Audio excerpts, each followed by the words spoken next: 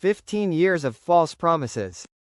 Our money was lost between the central bank and Varka Bank. Quote, dozens of citizens demonstrated this morning in front of the central bank gate Iraqi in Street al-Rashid, central Baghdad, to demand the bank's intervention to put an end to their ongoing suffering, as al-Varka Bank, despite promises, refuses to pay depositors money, noting that they described what is happening as a stain on the brow of the banking system.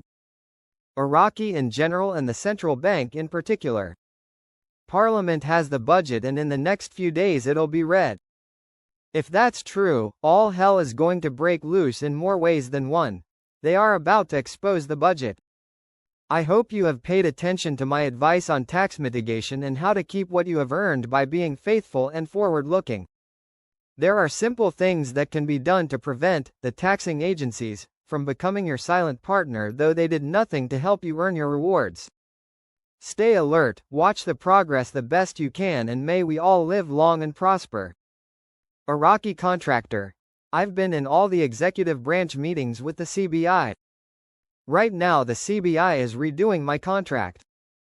In fact, they're redoing all contracts in Iraq because there will be a rate change soon. Also the CBI and the GOI speaking.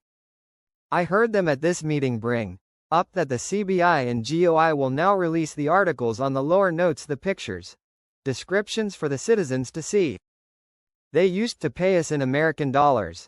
Now all contracts are being paid only in dinars. To me the only important thing is my contact. That comes first. I don't care about their currency. I don't care about what they're doing with the purchasing power, as long as the IQD value they come out with matches the contract value they gave me in American dollars when they first wrote it to me. That's all I care about. I don't care about buying any stupid dinars. My profit is from investing in Iraq and there are no restrictions. The sky is the limit. Sammy went up the ladder to talk to some of his friends and asked him what's going on. Why the delay? He told Sammy that during those cross-border training sessions Iraq discovered several issues with our banking system that could not handle this volume. That's why we see so much talk lately about banking reforms. Mr. Sammy feels everything has been corrected.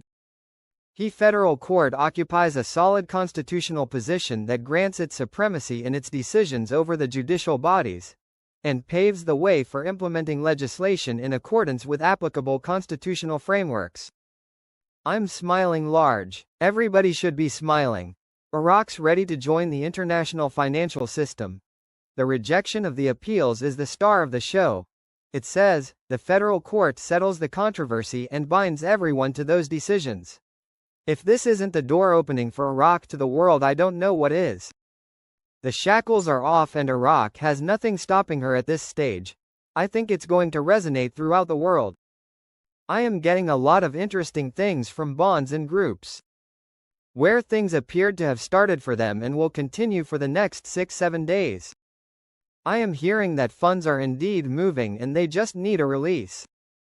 I have gotten this from about 6 different contacts from groups and bonds overnight.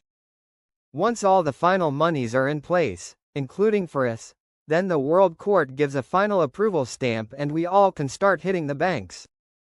I think the furthest time out that I have gotten from contacts for funds is the 19th. We could see things as early as this afternoon. We just don't know timing just yet. The final word. The federal court settles the controversy and binds everyone to its decisions. Article 2. Federal court cancels state order to suspend amnesty, personal status and real estate laws. Article 3. Article. Maliki wins the federal court. The vote on the 3 laws is not correct. A source in the Central Bank of Iraq spoke about details related to the process of printing Iraqi banknotes, indicating that the currency was previously printed in Switzerland, but the printing is currently done at the British Institute in London, which is considered one of the most prominent institutions specialized in printing currencies globally. According to the same source, the cost of printing one banknote ranges between 4 and 5 US cents. It was the 4th straight day that the technical advisor to Sadani was on our television Iraqi 1. He was rebuking citizens for hoarding our money in our homes. He said, "If citizens would just bring in their dinars, we could enhance our country and do so much more." Frank: "Yeah, because if they bring in the 30 notes, you could give them the new exchange rate. The dollar stabilizes in the parallel market." Is this price craze over? The dinar has gained next to the dollar. The CBI and Parliament are very optimistic. The House of Representatives is witnessing sharp divisions and disagreements caused by the ongoing objections to passing the general amnesty law through a mechanism of questionable legitimacy, which casts a shadow over the performance of Parliament in the next stage. Since the approval of the general amnesty law a few weeks ago, the House of Representatives has only been able to hold one session during which it voted on the general financial budget law, and the quorum was not completed in subsequent sessions. Political forces hold Parliament Speaker Mahmoud al-Mashadani responsible for the situation in Parliament.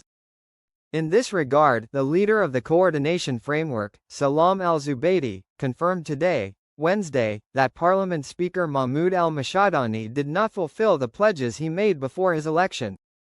Al-Zubaydi said in an interview with Al-Maluma agency, "The House of Representatives in this session was the worst and weakest that has passed since 2003 until today, and al-Mashadani did not fulfill any of the promises and pledges that he made to himself before his election to the position, as if they were ink on paper, and he cannot control the rhythm of the council because of the equation that brought him in," indicating that, today he is busy with alliances and preparations to run in the upcoming elections.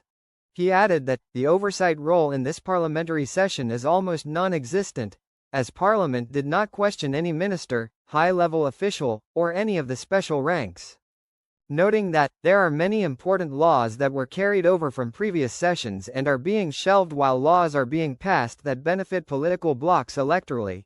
He added, "We hope and wish that the House of Representatives will live up to its responsibility during the remaining period of its life, although we are frankly not optimistic about this happening."